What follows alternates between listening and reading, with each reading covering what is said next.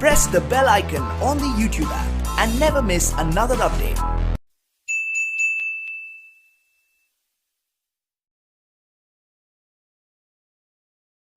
Welcome back to my channel Raju सुनता classes. आज हम सेमेस्टर 3, हमारे यहाँ जो सेमेस्टर 3 है उसका एक चैप्टर पढ़ा रहे हैं इनकम टैक्स में, इनकम फ्रॉम सैलरी। उसी को आज कंटिन्यू करेंगे। इसके पहले हम कम्यूटेशन ऑफ पेंशन और ग्रेच्युटी दोनों पढ़ाए हुए थे। आज हम पढ़ेंगे encashment of earn leave salary, ये हम लोग आज पढ़ाएंगे। तो टॉपिक हम पहले यहाँ लिख देते हैं। आज का हमारा टॉपिक है encashment of earn leave salary. तो पहले ये समझना होगा कि अर्न लीव सैलरी क्या होता है ना। अंडर सेक्शन 10, सेक्शन याद रखना बहुत जरूरी है, सब सेक्शन 10A है ना। देखिए इनकैशमेंट ऑफ अर्न लीव क्या है, गवर्नमेंट रेगुलेशन में हर एम्प्लॉय को साल में 30 दिन का छुट्टी मिलता है। ठीक है, ये नियम है कि हर कंसर्न को अपना एम्प्लॉय को साल में 30 दिन का छुट्टी देना, ये एज़ पर गवर्नमेंट रेगुलेशन। ठीक, तो होता क्या है कि किसी एम्प्लॉय क्या करता है, जो छुट्टी के दौरान काम कर लेता है, छुट्टी को यूज़ नहीं करता है, उस छुट्टी का पीरियड में वो काम कर जाता है, तो उस काम के बदले में जिसको पैसा मिलता है उसको हम लोग बोलते हैं encashment of earn leave salary. Clear हो गया? क्या बताएं कि जो छुट्टी उसको मिलता है, एक छुट्टी का लिमिट होता है, 30 दिन का छुट्टी होता है साल का। तो मानिए कोई एम्प्लॉय क्या करता है, उस छुट्टी को अवेल नहीं करता है, उसके बदले काम कर लेता है, तो काम करने के बदले में उसको जो पैसा मिलता है उसको बोलते हैं हम लोग encashment of earn leave salary. तो हम लोग आज उसी को पढ़ेंगे, encashment of earn leave salary. तो इसको जब हम पढ़ेंगे तो आप लोगों को 2 बात ख्याल रखना होगा। ये 2 बात आप लोग हमेशा ध्यान रखना होगा। पहला होता है encashment of earn leave during service period, नौकरी करते समय। आगे होता है इनकैशमेंट ऑफ अर्न लीव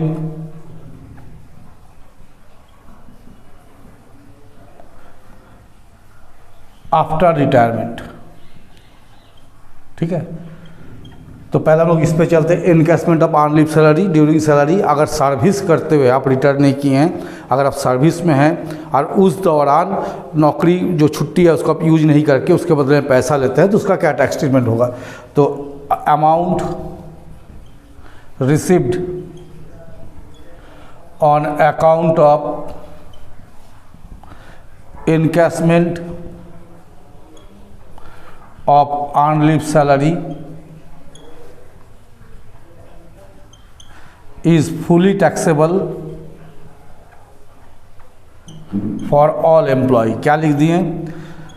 इसका मतलब हो गया कि नौकरी करते समय यदि आप कोई चीज़ इनकैशमेंट कराते हैं और उस इनकैशमेंट में जो पैसा मिलता है वो क्या हो जाएगा, फुली टैक्सेबल। और एक हम लिखें कि इनकैशमेंट आफ्टर रिटायरमेंट, बोलेंगे ये क्या है। तो देखिए होता क्या है कि 30 दिन का छुट्टी है, बहुत आदमी क्या करता है छुट्टी का यूज नहीं करता है, छुट्टी जमा होते जाता है, वो काम करते चला जाता है। जब रिटायर किया तो मालूम चला कि उसका अकाउंट में अभी भी 10 महीना 12 महीना का छुट्टी है, तो उसका पैसा उसको मिल जाता है आफ्टर रिटायरमेंट, जब रिटायरमेंट के बाद लेता है। तो ऐसे कंडीशन में हम लोग क्या करेंगे, तो देखिए in case of government employ encashment of earn leave is exempted from tax. Government employ के लिए क्या होता है, कर मुक्त होता है। ठीक है, तो सेकंड हो गया फॉर अदर एम्प्लॉय। तब दूसरे एम्प्लॉय लोग के लिए क्या नियम है, तो दूसरे लोग के लिए नियम है, देखिए नीचे लिखते हैं हम लोग, list of the following is exempted from tax under section 10 sub section 10A, है ना। निम्न में से जो कम होगा उस सीमा तक कर मुक्त होगा। इसमें होगा मैक्सिमम लिमिट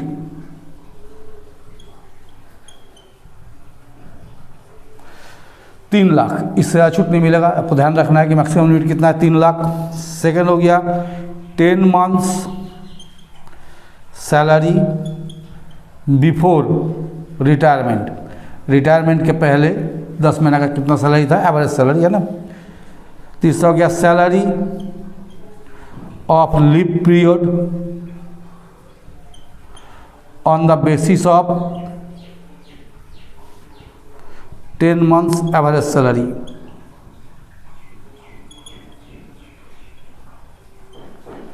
और एक हो गया आपको चौथा हो गया एक्चुअल अमाउंट, फिर हम समझाएंगे एक्चुअल अमाउंट रिसीव्ड। देखिए ये क्या हो गया, तो पहले बताया हम लोग मैक्सिमम लिमिट कितना है 3 लाख, उससे छूट नहीं मिलेगा। दूसरा हो गया जिस दिन रिटायर किए उसके पहले 10 महीना का क्या सैलरी है, उसी 10 महीना का एवरेज सैलरी के बेसिस पर जितना दिन का छुट्टी आपका है उतना दिन का कितना सैलरी बनता है वो ले लेंगे, और एक्चुअल अमाउंट रिसीव कितना अमाउंट आपको मिला, ये चारों में से जो कम होगा उसको हम लोग कर मुक्त मानेंगे। Salary for this purpose, salary for this purpose, salary में हम लोग क्या क्या लेंगे, बेसिक पे ये तो लेना ही है, DA only taken when it's given under the term of employment, under the term of employment, सेवा के शर्त के अनुसार दिया गया होगा तब DA को लेना होगा, नहीं तो नहीं लेना होगा। और तीसरा हो गया fixed commission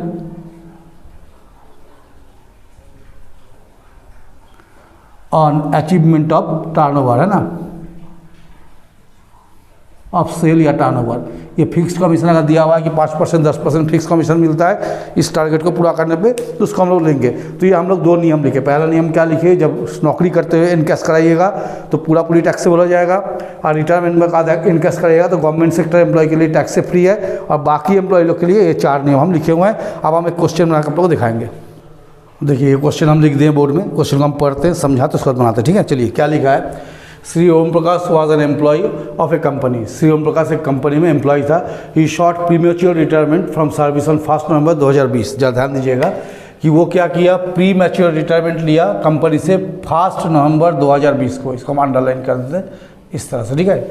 after completing 25 years of service, कितना साल काम किया था, 25 साल। क्वेश्चन को ध्यान से समझना है कि ओम प्रकाश क्या किया कि एम्प्लॉय था कंपनी में, वो प्री मैच्योर रिटायरमेंट लिया 1 नवंबर 2020 को after completing 25 years of service from 1 अगस्त। या ध्यान दीजिएगा, from 1 August 2019 his pay scale was 1800 924,300। उसका मतलब क्या है कि 1 अगस्त से उसका पे स्केल था 18,000, उसके बाद फिर नेक्स्ट अगस्त में उसका सैलरी कितना बढ़ता, 900, और तब तक बढ़ते जाता जब तक 24,300 नहीं होता, ठीक है। तो 18,000 था 1 अगस्त 2019 को, फिर 1 अगस्त 2020 आता तो सैलरी बढ़ के हो जाता 18,900, फिर उसके बाद 1 अगस्त 2021 आता तो हो जाता 19,800। इस तरह 900 करके सैलरी में इंक्रीमेंट होता, ठीक है। And he was getting dearness allowance, इस जगह ध्यान देंगे हम लोग, dearness allowance 1800 per month, which was treated as salary for the purpose of retirement benefit, जिसको कि सैलरी का पार्ट माना जाएगा रिटायरमेंट बेनिफिट के लिए। अब यहाँ देखिए, he had 7 months on leave to his credit. कितना महीने का छुट्टी बचा है उसके लिए, 7 महीने का छुट्टी बचा है। On the basis of 30 days leave as per year, उसके किस बेसिस पे है, जो गवर्नमेंट रेगुलेशन है कि 30 दिन का छुट्टी मिलना चाहिए, उस बेसिस पे उसके पास 7 महीने का छुट्टी बकाया रह गया। बकाया रह गया मतलब उसने 7 महीना काम कर दिया। Which was approved and hence he was paid 1,32,300 as salary and 12,600 as dearness allowance. उसको कितना मिला उस 7 महीने के बदले में, 1,32,300 और 12,600। अब बोला कंप्यूट कीजिए टैक्सेबल अमाउंट क्या होगा, ठीक है। तो चलिए हम लोग यहाँ करते हैं, यहाँ हम लोग लिखेंगे computation of taxable exempted portion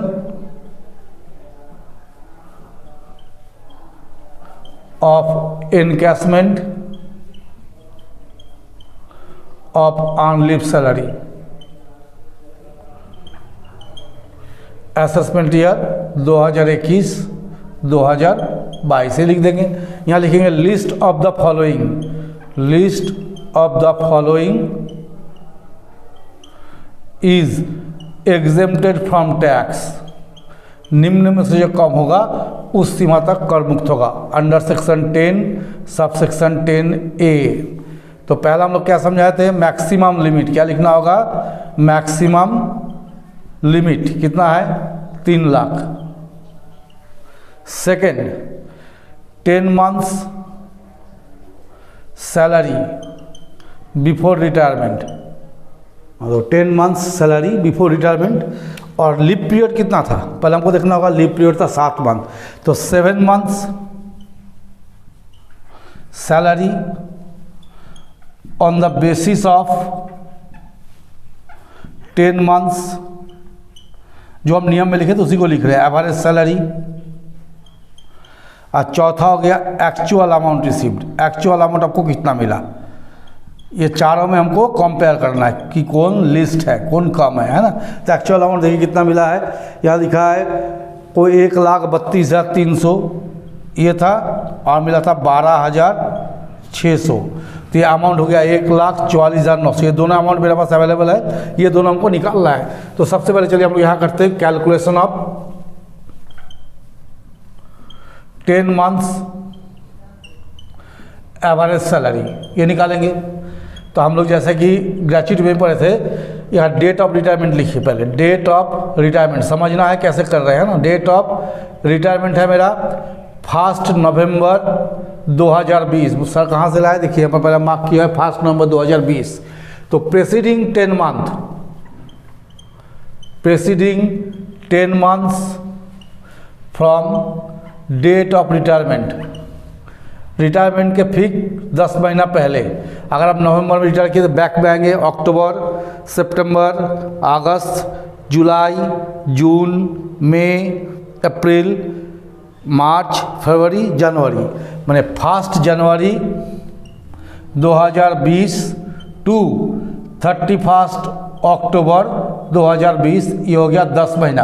कौन सा 10 महीना, रिटायरमेंट के पहले वाला 10 महीना हो गया। ये 1 नवंबर 2020 को रिटायर किए थे, उसके ठीक पहले के 10 महीना होता है 1 जनवरी से 1 जनवरी 2020 से 31 अक्टूबर 2020।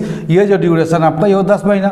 अब देखिए पे स्केल क्या लिखा, 1 अगस्त पे स्केल आपको दिया है 18,900 24,300, ये क्वेश्चन में दिया हुआ है। ये 1 अगस्त 2019 का है, माने 2020 का अगस्त महीने में कितना बढ़ जाएगा, फिर 900 रुपया बढ़ेगा।